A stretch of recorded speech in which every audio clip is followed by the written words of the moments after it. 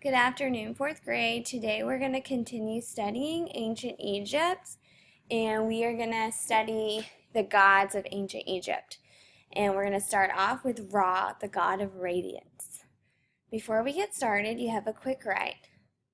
It says, what do you already know about the Egyptian gods and goddesses? Press pause to write down your answer and play when you're ready for the focus question.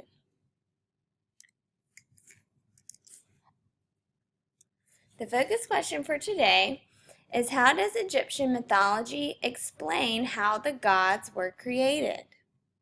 So we are focusing on how the gods came to be.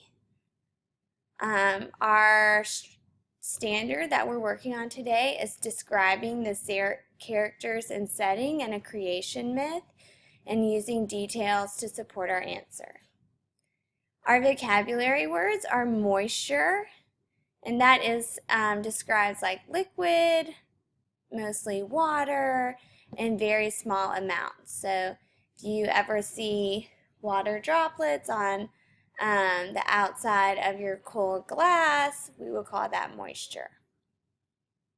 The second word is propel, and that is to move forward in a direction. So this person is being propelled into the sky. And the last word is triad, and that describes a group of 3 people. So this singing group is a triad because there are 3 of them. Go ahead and turn the page, and we're going to read the first 2 pages of our text, and we're going to answer these questions. But we do have a focus question. I want you to fill in the blanks. It says, how does Egyptian mythology explain how the earth was created? So in our play posit, we're focusing on how the earth was created, and in parallel teaching, we're going to focus on how the gods were created. So right now, we're focusing on how the earth was created. All right. And we're going to read the first paragraph, and then we're going to come back and answer box number 1. It says, in the beginning, before there was time, water spread in every direction. Though there was no direction really, because there was no up, no down, no east, no west, no inside, no outside, this water lay cold and colorless, a wet nothingness that hummed, none, none. This was the cosmos, hardly more than empty chaos. There was but a single entity, so that there was no question of order. The cosmos was ordered pre-force, the order of a dot, a circle, a sphere, without beginning or end, utter consistency, perfect order.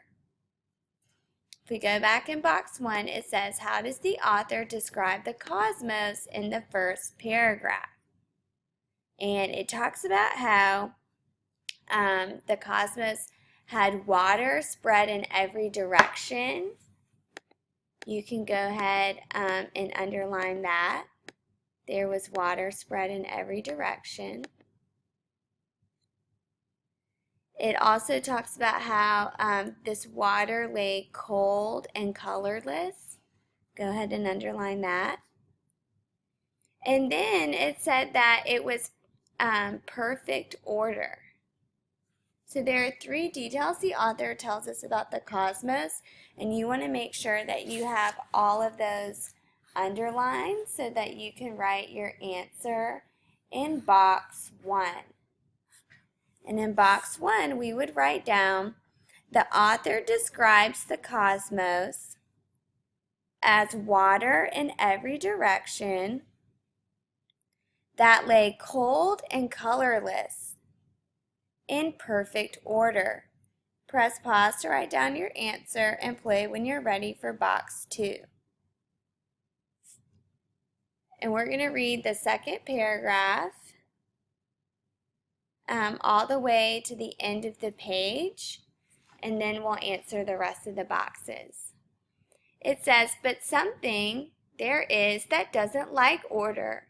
Order can be tolerated temporarily, but on and on like that, infinite order, how utterly intolerable. Boring, really. A hint came, a slight poke, then another a little firmer, a full-fledged beat now.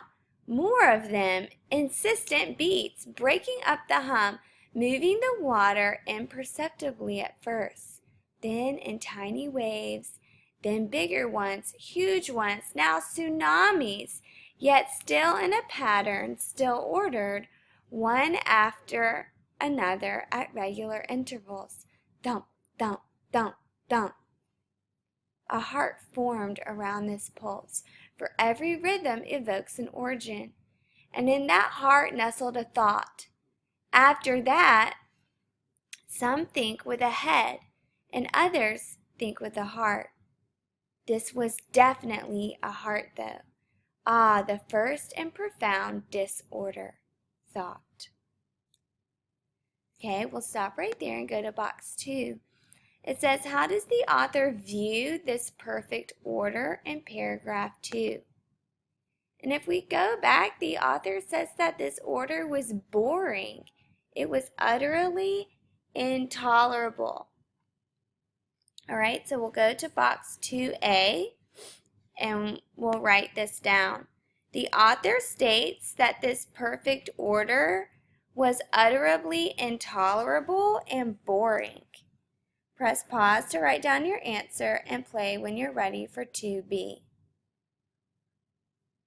It says, how was the order in the cosmos disturbed?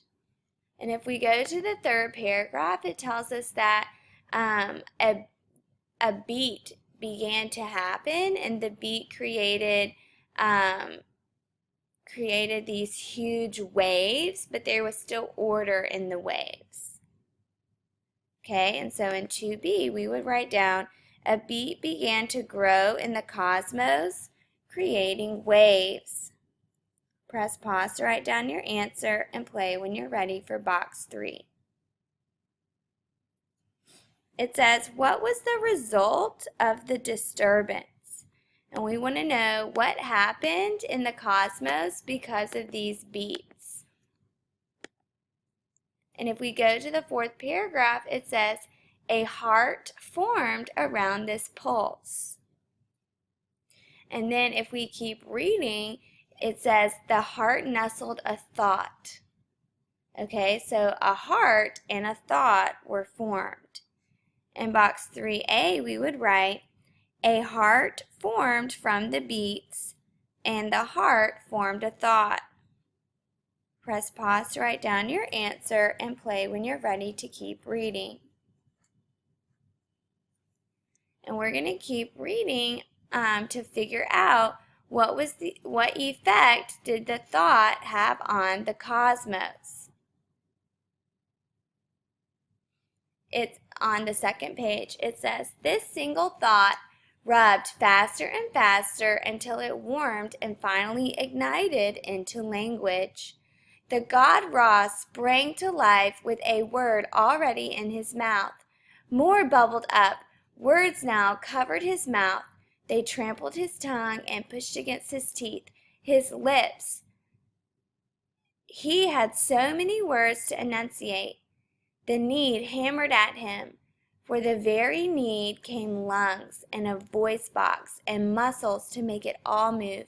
Ra shouted the first word over and over, and these shouts rose in molten mass up and spewed forth through the waters of Nun in a fiery explosion.